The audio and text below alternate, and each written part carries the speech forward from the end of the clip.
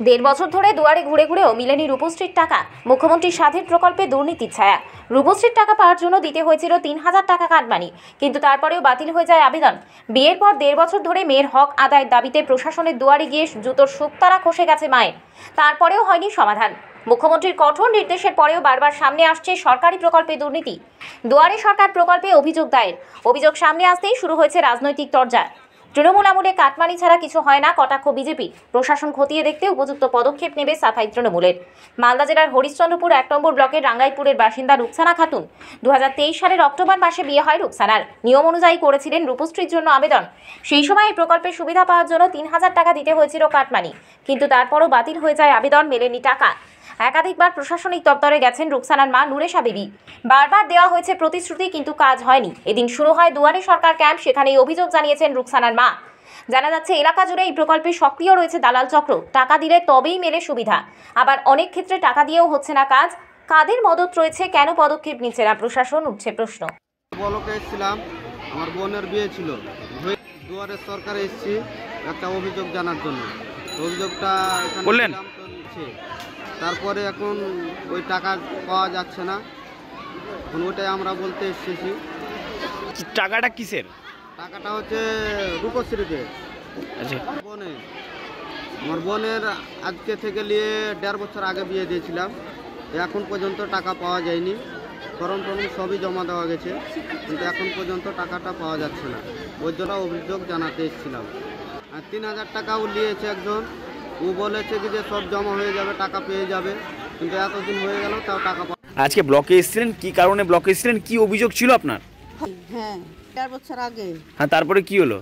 Form জমা দিতে এসে 2 দিন পরে জমা দিয়েছি। বিয়ের 2 দিন পরে দিয়েছিলেন? 2 দিন পরে, জি হ্যাঁ। পাইনি, এখন টাকাটা লে ঘুরছি, সমাজ থেকে ঘুরছি, পাই না। পাননি না? কি বলছেন, পাওয়া যাবে না? ক্যান্সেল হয়ে গেছে, আর পাইবে না টাকা। বিয়ে হয়নি, ভোগা দে ফলস কহিছ। মানে কে বলছে এটা? এটা যে ফর্ম লেছে সে জমা কইছে, যে ফর্ম জমা দেয়নি, ভোগা দে কইছে। বিয়ে হয়নি, বিয়ে হয়েছে। হ্যাঁ, বিয়ে হয়েছে 24 তারিখে।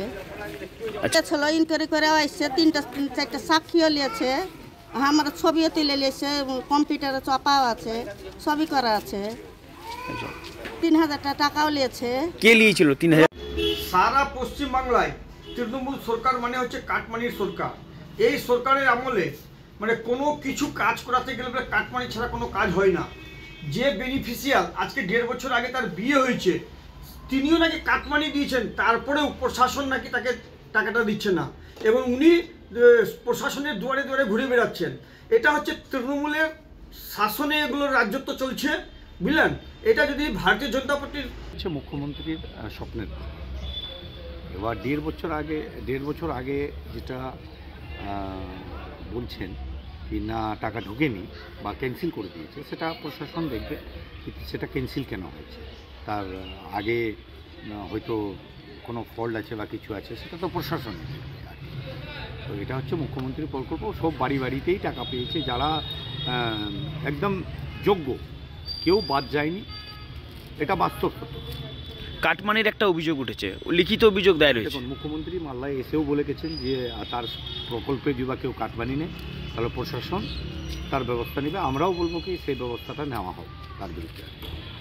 আমরা তো বারবার বলছি কি মুখ্যমন্ত্রী যে প্রকল্পগুলো আছে তার জন্য কাউকে টাকা পয়সা দেওয়ার ব্যবস্থা নয়। মুখ্যমন্ত্রী নিজেও বলেছেন, আমরাও প্রচার করেছি কি কাউকে